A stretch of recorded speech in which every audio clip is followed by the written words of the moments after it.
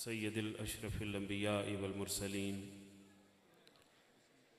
व अला आलिही व अस्हाबिही व अज़वाजिही व ज़ुर्रिय्यतिही व अहलि बैतिही अजमाइन। अम्मा बादु फ़अऊज़ु बिल्लाहि मिनश शैतानिर रजीम। बिस्मिल्लाहिर रहमानिर रहीम। इन्नल्लाह व मलाइकतहु युसल्लूना अलन नबी या अय्युहल्लज़ीना आमनू सल्लु अलैहि व सल्लिमू तस्लीमा। अल्लाहुम्मा सल्लि अला सय्यदिना मुहम्मदिन व अला आलि सय्यदिना मुहम्मदिन अफ़ज़ल सलावातिका बिअददि मालूमातिका व बारिक व सल्लिम व सल्लि अलैहि। अस्सलातु वस्सलामु अलैका या रसूलल्लाह, अस्सलातु वस्सलामु अलैका या हबीबल्लाह, अस्सलातु वस्सलामु अलैका या रहमतल लिल आलमीन व अला आलिका व अस्हाबिका या शफ़ीअल मुज़निबीन। सदर महफिल पीर तरीक़त रहबर शरीयत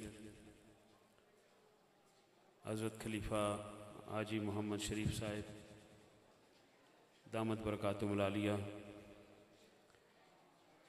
रौनक महफिल हज़रत खलीफ़ा सूफ़ी आबद महमूद नक्शबंदी साहिब, जय्यद व मुक़्तदर उलमाए किराम, नात ख़ानान शीर लिसान और इंतहाई काबिल एहतराम बुज़ुर्गों, दोस्तों, अज़ीज़ साथियों, अस्सलामु अलैकुम।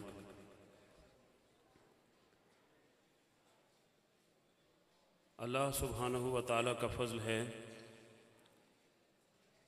जिसकी तौफ़ीक़ से एक मरतबा फिर हम इस दारुल उलूम की इस अज़ीम इल्मी मरकज़ में सालाना दस्तार फ़ज़ीलत की इस खूबसूरत मजलिस में हाज़िर हैं। मैं उन तमाम तलबा को मुबारकबाद पेश करता हूँ कि जिन्हें आज दस्तार फ़ज़ीलत से नवाजा जाएगा, और इंतज़ामिया को भी, उनके असातिज़ा को भी, और बिलख़ुसूस हाजी साहब को मुबारकबाद पेश करता हूँ कि जिन्हें उस रहमान व रहीम रब ने अपने दीन की खिदमत के लिए मुंतखब फरमाया है। हज़रात, नमाज ज़ोहर का वक्त हुआ चाहता है और उलमा की कसीर तादाद मौजूद है। मैं यहाँ पर कोई मेहमान नहीं हूँ कि किसी तवील खिताब में उलझूँ। हाजी साहब से एक मोहब्बत का रिश्ता है जिसके सबब से बार बार हाज़िरी होती रहती है और आपसे गुफ्तगू होती रहती है। मुझसे पहले जय्यद उलमाए किराम ने इंतहाई इल्मी रशहात से हम सबको नवाजा है, और उनके कलिमात को लेते हुए चंद जुमले आपके सामने रख देना चाहता हूँ।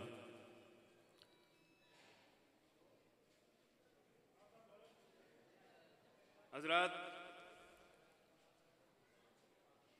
जब मैं यहाँ हाज़िर हुआ तो गुफ्तगू जारी थी कि नेक वालिदैन जो अल्लाह की रज़ा और खुशनुदी के मुताबिक ज़िंदगी गुजारते हैं तो उनके हुस्न अमल की बरक़ात उनकी नस्लों में मुंतकिल होती रहती है। और फिर क्या होता है कि जो उसे राज़ी करके रुखसत होते हैं, अल्लाह उनकी औलादों के छुपे हुए ख़ज़ानों के भी हिफाजत फरमाते हैं। और सबब क्या होता है? वकाना अबूहुमा सालिहा। मेरी बात समझ आ रही है? ये सिलसिला नक्शबंदिया की खानका है। आप हैरान होंगे कि ये तो दारुल उलूम है, खानका कहा जा रहा है। खानका कहते ही उसे हैं जहाँ अल्लाह वाला बैठ के अल्लाह के बंदों को अल्लाह की बातें सिखाता है, वो जिक्र की सूरत में हो या तालीम की सूरत में, उसी को खानका कहते हैं। तो सबब क्या बयान किया कि इस दीवार के नीचे यतीम बच्चों का खजाना है जिसकी हिफाजत की जिम्मेदारी मूसा और खिजर की लगाई गई। और जब उन्होंने हिफाजत के लिए दीवार ताबीर फरमाई तो सबब क्या है, वकाना अबूहुमा सालिहा, कि वो उन बच्चों में तो अभी कोई गौस कुतब नहीं है, लेकिन उनका बाप बड़ा नेक इंसान था। तो जिस तरह हजरात एक इशारा करना चाहता हूं उसी से मुस्तार लेते हुए कि जिस तरह वालिदैन की नेकियां औलाद में सफर करती हैं, इसी तरह फिर जब औलाद नेक होती है तो फिर जब वो अपने रब की बारगाह में दस्ते सवाल दराज करती है और अपने रब के हुजूर अपने माँ बाप के लिए दुआएं मांगती है तो अल्लाह उनकी दुआओं को कबूल फरमाते हैं। वहां पर भी फरमाया गया वलदुन सालिहुन यदउ लहू, यहां पर फरमाया गया वकाना अबूहुमा सालिहा, और यहां पर फरमाया गया वलदुन सालिहुन। बच्चों का खजाना इसलिए महफूज किया गया कि बाप बड़ा नेक था, और बाप की बख्शिश इसलिए की जा रही है कि नेक बेटा दुआ मांग रहा है। ठीक है, अब जाहिर है दुआ चरसी तो नहीं मांगेगा ना, दुआ आवारा गर्द तो नहीं मानेगा ना, दुआ सारा दिन जुआ खेलने वाला तो नहीं मांगेगा, उसे तो अपनी ही होश नहीं, उसे तो अपना ही ख्याल कोई नहीं, वो दुआ क्या मांगेगा माँ बाप के लिए। तो फरमाया वलदुन सालिहुन यदउ लहू, वो नेक औलाद, वो नेक बेटा जो अपने वालिदैन के लिए दुआ करता है, इधर वो दुआ करता है, उधर मौला आलम बरज़ख में बाप और माँ के दर्जे बुलंद कर देता है। एक बात याद रखिए, ये है वो कोशिश, हर एक की ख्वाहिश है जब मैं मर जाऊं तो मेरी औलाद मेरे लिए दुआ गो रहे। तो उसका फार्मूला ये है कि अपनी औलाद को दुआ मांगने के काबिल बनाओ, और दुआ मांगने के काबिल वो औलाद बनेगी जो उलमा के पास आएगी, जो साहिबाने इल्म की सोबत और मजलिस इख्तियार करेगी, जो साहिबाने जिक्र ज़ोदो वरा के पास बैठेगी, तो फिर वो खुगरे जिक्र फिक्र होगी। तो जब माँ बाप के लिए वो दस्ते सवाल दराज करेगी तो अल्लाह उसकी दुआ को शर्फ कबूलियत अता फरमाएंगे। और दूसरी बात हजरात जो मैं कहना चाहता हूं बिल्कुल इख्तिसार के साथ, वो ये है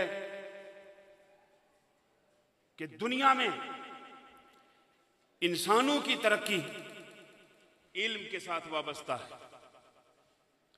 वो जाहिरी तरक्की हो या बातनी, इल्म के साथ वाबस्ता है।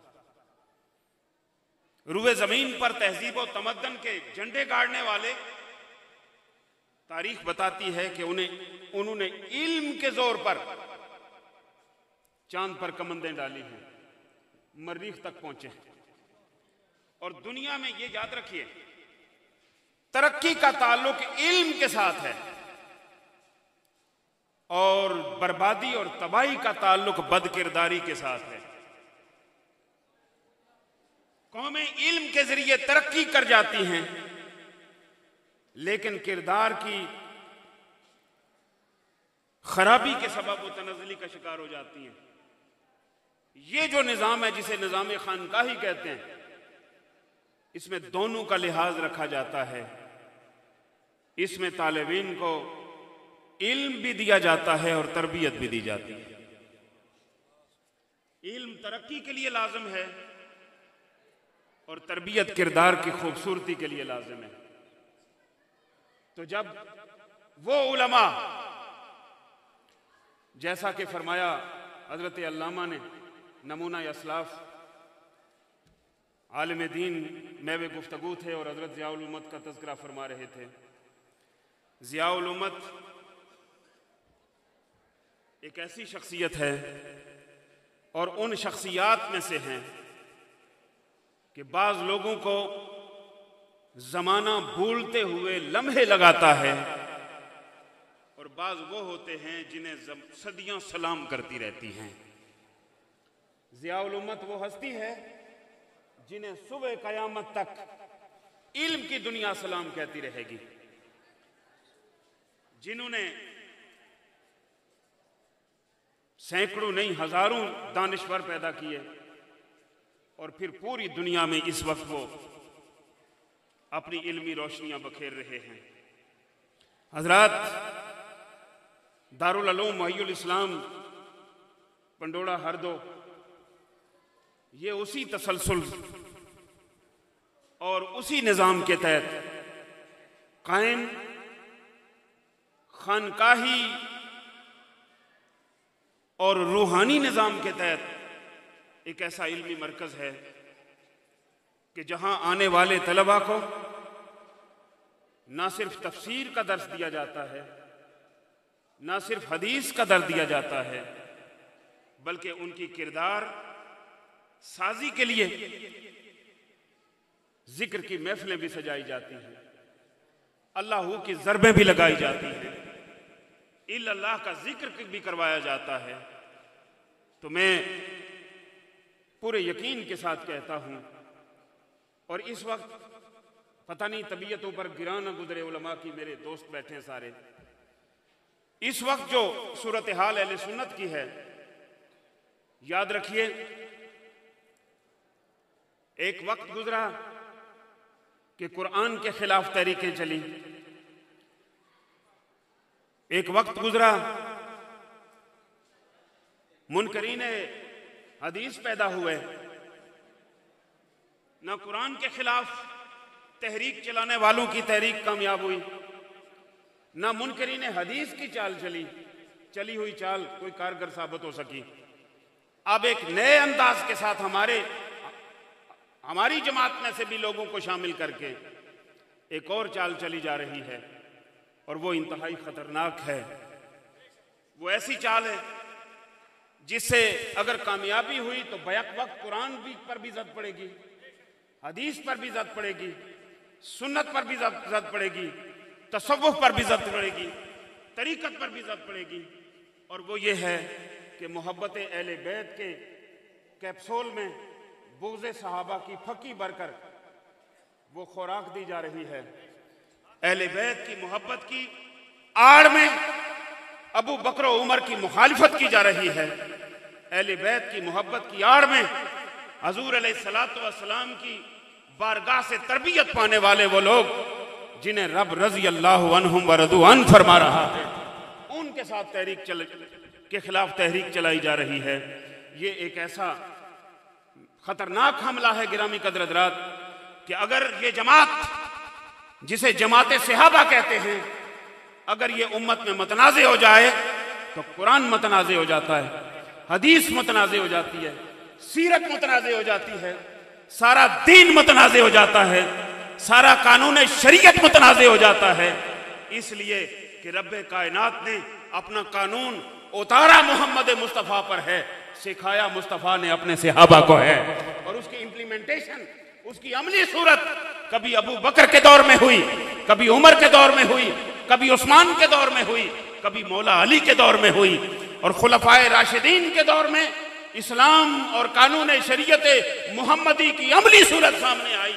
आज दुनिया इस्लाम को मिटाने के लिए ये हमला कर रही है कि लोगों के दिलों से अबू बकर की मोहब्बत मिटा दो और उस शख्सियत को मुतनाज़े कर दो, ताकि उसके किए हुए सारे काम मुतनाज़े बन जाएं, उमर के सारे कारनामे मुतनाज़े बन जाएं, उस्मान के सारे कारनामे मुतनाज़े बन जाएं, मौला अली के सारे काम मुतनाज़े बन जाएं।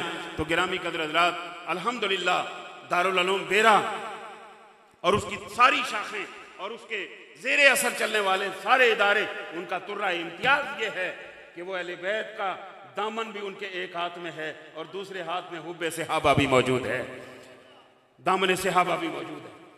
अल्हम्दुलिल्लाह।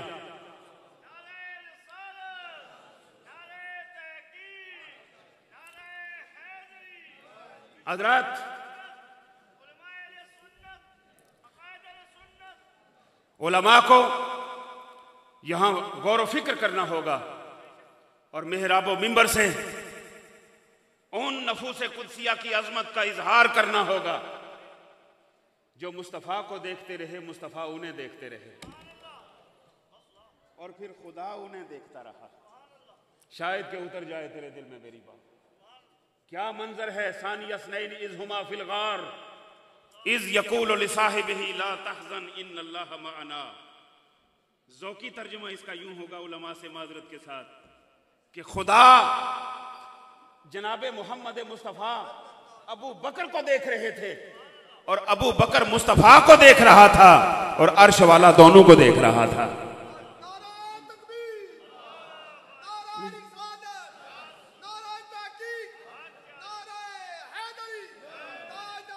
हज़रात मोहतरम, अहले बैत अतहार की मोहब्बत ईमान की जान है। हसन और हुसैन की मोहब्बत, अली और फातिमा की मोहब्बत, ये ऐन ईमान है। जिसके दिल में अली की मोहब्बत नहीं उसके दिल में ईमान नहीं है। जिसके दिल में हसन और हुसैन की मोहब्बत नहीं उसके दिल में ईमान नहीं है। जिसके दिल में खातून जन्नत की अजमत नहीं उसके दिल में ईमान नहीं है। लेकिन याद रखिए, याद रखिए, अहले बैत से मोहब्बत करने के लिए सहाबा से बुग़्ज़ करना जरूरी नहीं है। ये बात याद रखिए। अहले बैत से मोहब्बत सिखाई किसने? अन नज़्र इला वजह अली इबादतुन। पता करो रावी कौन है। अना मदीनतुल इल्म अलीयुल बाबुहा। पता करो रावी कौन है। अना मदीनतुल हिकमत अलीयुल बाबुहा। पता करो रावी कौन है। बात को मान लेते हो, बात बताने वाले को क्यों नहीं मानते? बात अच्छी है तो बात बताने वाला भी तो अच्छा है ना। बड़ी मारूफ रवायत है उलमा से, मैं सिर्फ इशारा करना चाहूंगा, सिर्फ इशारा करना चाहूंगा। इन्नमा अना कासिमुन, इसका रावी कौन है? बड़ी अजीब बात है। मौलवी उछल उछल के तकरीर करते हैं मिलाद के जलसों में, रावी का नाम क्यों नहीं ले लिया जाता? अगर हदीस अच्छी है तो रावी भी अच्छा है, अगर फरमान अच्छा है तो फरमान की और रवायत करने वाला भी अच्छा है। आप दोस्तों को बता देता हूं, तलबा को जिंदगी में याद रखिएगा, याद रखिएगा, जब भी कोई रवायत बयान करें रावी का नाम जरूर लें, रावी का नाम जरूर लें, क्योंकि रावियों का नाम लेने से शैतान को बड़ी तकलीफ होती है और रहमान बड़ा खुश होता है, बड़ा खुश होता है। जनाब अमीर माविया रजी अल्लाह तआला अन्हु रावी हैं, जनाब अमीर माविया रजी अल्लाह तआला अन्हु रावी हैं। तो रवायत ले रहे हो, रावी को नहीं ले रहे। आदरीन मोहतरम, हमें ज़ियाउल उम्मत से अलैहि रहमा से और हमें इस दरसो तदरीस के सारे सिलसिले से और हमें अपने खानकाई नक्शबंदिया निज़ाम से ये सबक मिला है कि हम अबू बकर से लेकर माविया तक सरकार के सारे सहाबा पर कुर्बान हैं। सारे सहाबा पर कुर्बान, सब ये दर्जात अपने अपने, मकामात अपने अपने, ये याद रखिए। जो हिजरत से पहले मुसलमान हुए उनका दर्जा और है, जो हिजरत के बाद मुसलमान हुए उनका दर्जा और है, जो बद्र में मौजूद थे उनका दर्जा और है, जो बद्र के बाद मुसलमान हुए उनका दर्जा और है, जो फतेह मक्का से पहले मुसलमान हुए उनका दर्जा और है, लेकिन जो फतेह मक्का के बाद मुसलमान हुए उनका दर्जा और है। लेकिन याद रखिए, सबका दर्जा और है। लेकिन जो बाद वाले भी है ना, सुबह कयामत तक की उम्मत इकट्ठी कर ली जाए तो बाद वालों का पलड़ा भारी है, बाद वालों का पलड़ा भारी। इसलिए मेरा मिंबर से उलमाए किराम की खिदमत में दरखास्त करता हूं कि बड़ी जुर्रत के साथ, बगैर किसी लौमत लाइम के खौफ से, अपने आप को पाक करके बड़ी जुर्रत के साथ सहाबा के मकाम का दिफा कीजिए। जहां जरूरत महसूस हो बड़ी जुर्रत के साथ मौला अली की अजमतों का दिफा कीजिए। जहां जरूरत महसूस हो बड़ी जुर्रत के साथ जनाबे हसनैन करीमैन, मेरी रूह उन पर कुर्बान हो जाए, उनकी अजमतों का दिफा कीजिए। लेकिन इसका यह माना नहीं है कि अहले बैत के नाम का कैप्सूल बना दिया जाए और उसमें बुग़्ज़ अबू बकर की फक्की भरी जाए और लोगों को खिलाई जाए, कभी नाथखानों के जरिए, कभी खतीबों के जरिए और कभी जाली पीरों के जरिए, अनपढ़ और जाहिल जाली पीरों के जरिए ये फक्की तकसीम की जाए। बहुत से आस्ताने गुमराह हो चुके हैं, बहुत कम आस्ताने हैं जो सिराते मुस्तकीम पे चल रहे हैं। तो ऐसे मौका पर हमें अपनी नज़रों के सामने ज़ियाउल उम्मत को रखना पड़ेगा, हमें अपनी नज़रों के सामने आला हजरत बरेलवी को रखना पड़ेगा, हमें अपनी निगाहों के सामने आला हजरत गोलड़वी को रखना पड़ेगा, हमें अपनी निगाहों के सामने ख्वाजा अजमेरी को रखना पड़ेगा, हमें अपनी नज़रों के सामने मुजद्दिद अल-फसानी को रखना पड़ेगा, हमें अपनी नज़रों के सामने जनाब दाता अली हजवेरी को रखना पड़ेगा, हमें अपनी नज़रों के सामने गौसे आज़म को रखना पड़ेगा। जब अपनी नज़रों के सामने इन सब को रखेंगे तो गिरामी कदर हज़रात आप कभी गुमराह नहीं होंगे।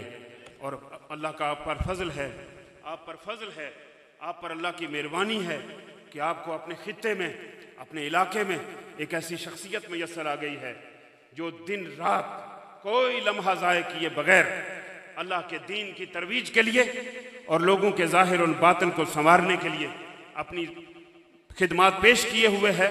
ना सिर्फ अपनी बल्कि अपनी औलाद को भी। मैं दुआगो हूँ कि अल्लाह करीम हज़रत अल्लामा डॉक्टर साकब शरीफ नक्शबंदी अल-अज़हरी को की तौफ़ीक़ात में इजाफ़ा फरमाए और उनकी इल्मी खिदमात से हम सारे इस्तिफ़ादा कर सकें मुस्तक़बिल में। रब्बे कायनात मुझे भी और आपको भी तौफ़ीक़ बख्शे कि हम अपनी औलादों को दीन के लिए वक्फ़ कर सकें। वस्सलामु अलैकुम व रहमतुल्लाहि।